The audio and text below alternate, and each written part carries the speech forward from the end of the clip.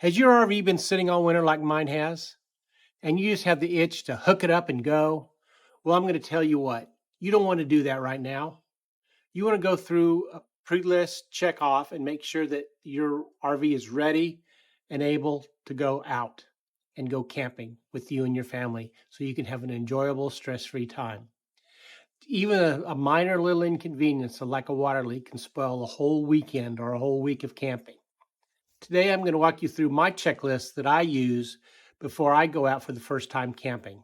This could save you time, money, and make it a very stress-free camping experience, which is what you all want. Hi, I'm Chuck with Lake to Lake. I've made about every mistake you can make when going camping, and I'm going to let you know the mistakes that I've made, so hopefully you won't make them and won't ruin your camping trip. Okay, let's get started. Number one, we're just going to do a walk-around inspection. We're going to walk around the outside of the rig. We're going to look at the windows. We're going to look at the seals. We're going to look at the caulking. We're going to look at the plastic trim. We're going to make sure everything is where it needs to be. The caulking hasn't broken loose. Trim strips haven't popped out. And that primarily over the winter, we didn't have any damage that we didn't know about. We're going to get up on the roof. We're going to make sure, in my case, you can see I got a big tree. I'm kind of parked underneath the tree. We're going to make sure no branches have fallen off that and poked any holes in the roof. Haven't had problems in the past, but that means I won't have problems now. But I want to check those and I want to inspect them before I get out there and I have a problem. And then we're going to go on the inside. We're going to go on the inside and we're just going to kind of do a cursory walkthrough. We're going to open up the cabinet doors. We're going to make sure we don't see any mouse droppings or any signs of critters have been inside the rig. In my case, I usually throw a little mouse poison out there I haven't had problems in the past, but that doesn't mean I won't have in the future. So anyway, we're just going to do a basic walk around on the inside and outside and look for anything obvious that needs our attention. I know my tires are going to be low. They're usually 10 to 15 pounds lower from sitting over the winter, and I always air them up to the recommendations. That's the sticker on the side of the trailer. This one right here. I don't use the recommended tire pressure that's on the tire. I use the one that's listed on the trailer. I'm going to look for dry rot. I'm going to look because sometimes your tires will age out. They won't wear out.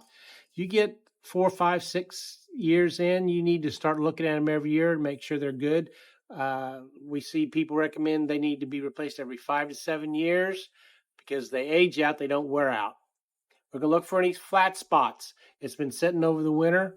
Our tires might have a little bit of a flat spot on the bottom. It's no big deal. You get them aired up, you drive them down the road a ways, and it should take care of the problems. Oh, and don't forget the spare.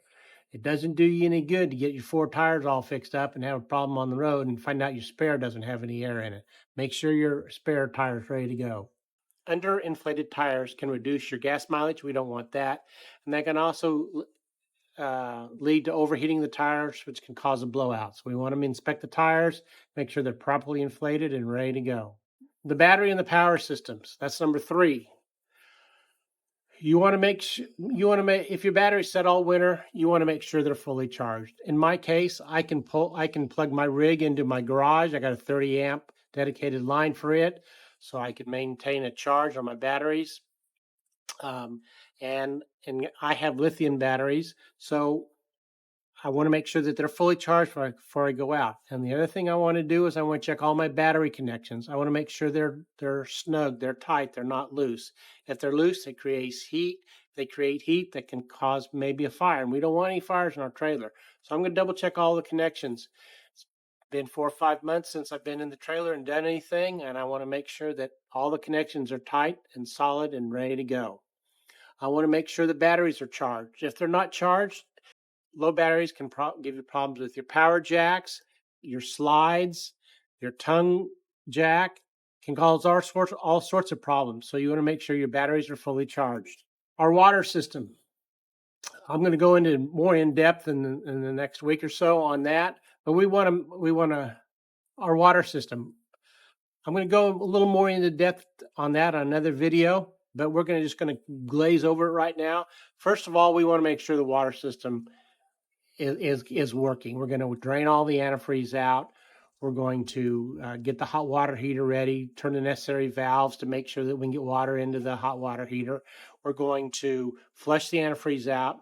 We're going to check for leaks. We're going to sanitize the system, and we're going to make sure we inspect any place where we think we might have a leak, underneath the sinks, anywhere where we might have a drip, and we want to get repaired. If we have a problem, we want to get repaired before we go camping.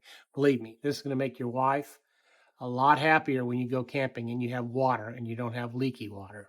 Propane. This is a pretty simple one. We want to make sure our tanks are full before we go out. In my case, I weigh them. If they weigh under about 30 pounds, I take them into Tractor Supply and I get them filled up. At 37, they're full. At 17, they're empty. So around 30, I know I need to get them refilled.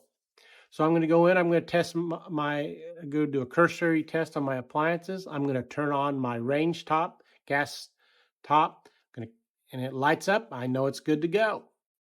And I know we got propane flowing through the system. Again, we're going to just kind of visually inspect the hoses. We're going to take off where the hot water heater is, and we're going to look at it. We're going to make sure all the connections look good. We don't have any cracks. We don't have anything broken, and our tanks are full. Next, we want to check the appliances. Again, we talked about the range top. We want to make sure that the oven works. We want to make sure the refrigerator is working. In my case, I have a 12-volt refrigerator. It needs to run overnight to make sure that the freezer is freezing and the refrigerator is cool. I want to make sure the furnace is working. There's nothing worse than going out camping, get down to one of those 40-degree nights and it's cold and the furnace won't come on. Make sure the furnace works. Again, we also want to make sure the air conditioner works. It's not going to be a good day if we get one of those early days in May where it gets 90 degrees and you're sweating inside your rig trying to sleep at night. So you want to make sure your air conditioner works. And a lot of times with these rigs, our air conditioners, the filters get plugged up, and then that causes the air conditioner to work too hard and it freezes up. Filters, easy fix. No, just a little bit of time. No money's involved, but we want to make sure the AC works. Next thing is our trailer hitch. We want just to inspect it. We may not want to hook it up and take it for a drive, but we want to make sure that the safety chains are in good shape, the hooks, the safety hooks. We want to make sure the emergency braking cable is good, and the clasp still works. We don't have any problems. Our 7-pin hitch, our 7-way plug. We want to make sure it's working. And we just want to visually inspect everything. We want and make sure that the cotter pins and the PTO pins, that they're all rock solid. We don't want to have problems with those.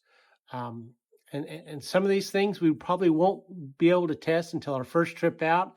But the more we can visually inspect and the more problems we can solve early on before we go out, the better off we're going to be and the happier our spouses are going to be.